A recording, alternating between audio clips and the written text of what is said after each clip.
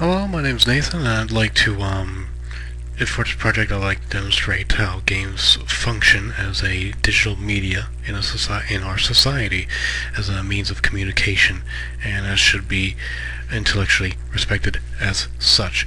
Now, here's just basically some statistics. We see a growth of these are not, this isn't just all games. We see serious games here. This is just educational games, but even just being educational games, we've seen them grow from just merely a couple dozen to over 1,200. And again, these are only 12 educational titles, but this is entertainment titles in just 2012 alone. Games these days are a multi-million-dollar budget.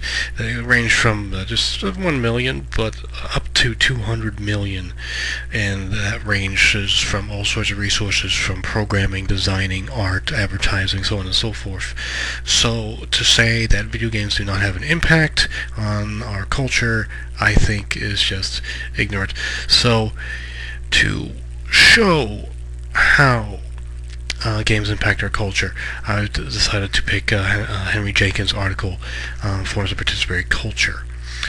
Here he lists several forms of participatory culture, the concerns that come with that, and learned skills from digital media. Now, this can be applied to all sorts of digital media, web, so on and so forth, but I'm just going to focus on how they revolve around video games here, because that's all this is all about. Now, forms in games, affiliations. Now, for each of these categories, I try to do both external and internal. External as in outside of the game, and internal as in-game part of the gameplay mechanic. Now, for affiliations, we have forums, message boards, typical websites where people can discuss things. James Gee names things as affinity spaces, powerful opportunity for learning because they are sustained by common endeavors, especially things known as wikis. Wikis work just like Wikipedia. They can be basically about any subject, and for video games is no exception. Completely user-made, but it's where people get together and they just form on that encyclopedia. Internal, there's factions, there's game clans, there's groups of people who get together over a common goal. Expressions, basically any sort of producing creative form, digital sampling, skinning, so on and so forth, modding, video fan making, fan fiction, zines, mashups, things like that. And in regards to video games, this can mean like there are a ton of videos about video games, so on and so forth. Internal, a lot of games, they give you the option to be creative, customize things.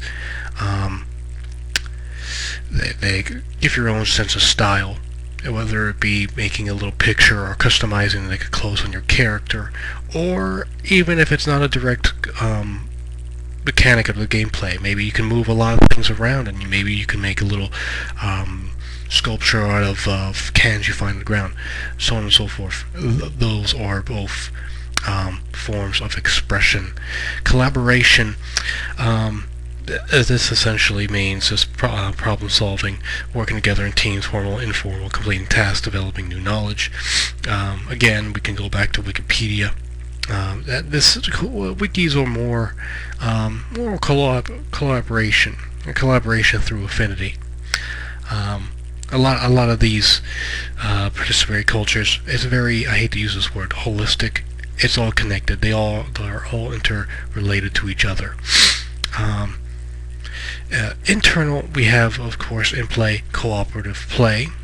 That's very straightforward. And we also have spoiling. Spoiling is also cooperative, because not only it requires a person who knows knowledge, but also people who don't know knowledge. It takes a cooperation, even if quite often that cooperation is not wanted. And then we go back to circulation.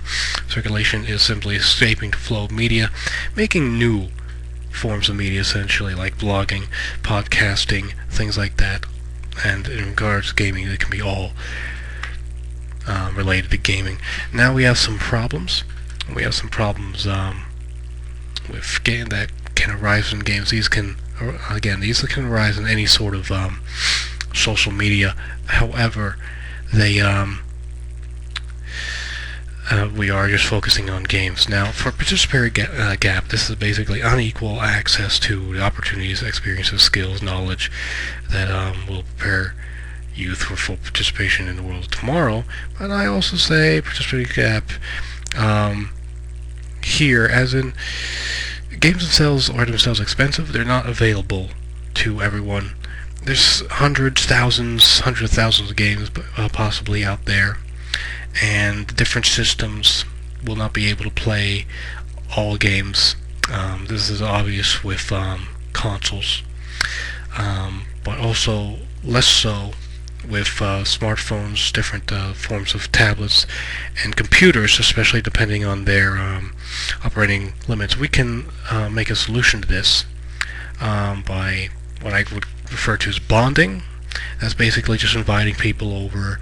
So let's say like you have a system no one else has. You invite those people over if they're your friends, and then you have like a little night of gaming.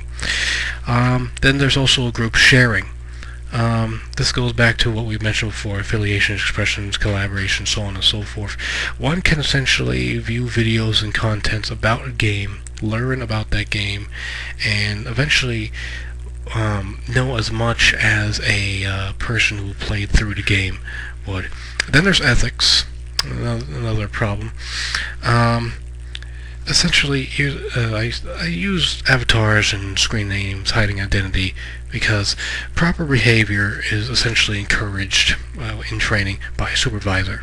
The supervising works by identifying behavior with a known person. But reward if it's good, punish if it's bad. But avatars hiding identities basically allow people to do whatever they want, for better and quite often for worse. However, this solves itself in a few ways. First, there is in-game policing in a lot of games. They're moderators. If an avatar is seen doing something that is illegal to the game rules, they're usually kicked out. Then there's public outing. If a person does something despicable but is still somehow within the rules of a game system, then that person will be outed by the public, and they'll be publicly shamed, non-physically coerced into leaving the community. And then there's how I think the problem solves itself, eventually facing the public. That's essentially how, if you're a deviant in-game, you cannot act like that in real life. In real life, you have an identity. You can't do whatever you want. You have to face the facts. And with this conflict thing, as we're all forced to look at reality, where a person would have to abandon their behavior in the game and move on to reality. And then there's transparency. I use the term hyper-reality. It's essentially challenges young people face in learning to see clearly the ways that media shapes perceptions of the world. Let me put it like this. If there's a set of facts, of information, and someone says that those facts are true when they're really not, that's transparency in a way. I use the term hyper-reality. It's basically presenting a reality as real when it's not. And this is different than video games. Video games, they don't try to convince the player that it's real. Transparency, it's like hyper-reality, but only on the participator's part. But this can be solved through the fact that games, they don't try to force this reality on people. It's fictitious. It's usually outside the borders of reality, and unless they try to be very close to reality, this isn't a problem. And games are becoming more and more realistic, more and more historically accurate when they are depicting historical information. So there's that. And then there's parenting. I mentioned parenting because this transparency, the problem hits youth more than anyone else. And so I encourage parents to get their kids to ask questions about events if they have a question. If they see something in game that may look realistic and they're not sure about it, ask. Then there's games in education, how games can teach skills, or they show skills that can be used in education and learning. Here we have distributed cognition, the ability to interact meaningfully with tools that expand mental capabilities. Basically, this is an idea that our form of knowledge is not entirely internal. It actually has to do with not just our brain, but with the body and the world around us. Think of it like how you may have done math in middle and high school. You have to pull out the calculator, things like that, otherwise you're not able to do the work. Well, just because you're not able to do the work without the calculator doesn't mean you're dumb. It just means that's an extension of your knowledge. Here in games, quite often players are encouraged to make a mental map how they're supposed to utilize their environment, people, and tools in order to get to a certain goal. This can definitely be applied to learning. Collective intelligence, ability to pool knowledge, compare notes with others toward a common goal. Example I cannot help but using is I Love Bees. This is less a video game, but it is a game. It is a huge game in which as many as 3 million players participated in a global scavenger hunt, mostly in the U.S., but it also spanned over 8 countries in which various people visited these payphones. They gathered information, and then they collaborated online to unravel this mystery of I Love Bees. These knowledge communities, they go back to the affiliation collaboration of communities that are focused around a set idea, and they share information based on idea, and those communities grow, those individuals grow. Even if it's just for games, it's still they're learning to utilize that information. And of course, the last part, play. You can't really talk about video games without talking about playing. Playing here is the capability to experiment with one's surroundings as a form of problem solving. Now, problem solving being just physically utilizing what you've learned in a masterful way in the current environment to demonstrate an immediate effect. In video games, this is seen all the time. Here's a quote from the article: players are encouraged to suspend some of the real-world consequences of their represented actions, take risk, and learn through trial and error. This develops a drive for learning that unfortunately most educational institutions do not have, and usually cannot generate by itself because they can't have the spontaneous feedback or offer the same sort of reward that a video game has. So making educational video games based on these 3 mechanics would definitely benefit our culture as a whole, and it definitely shows that video games are a valuable part of society.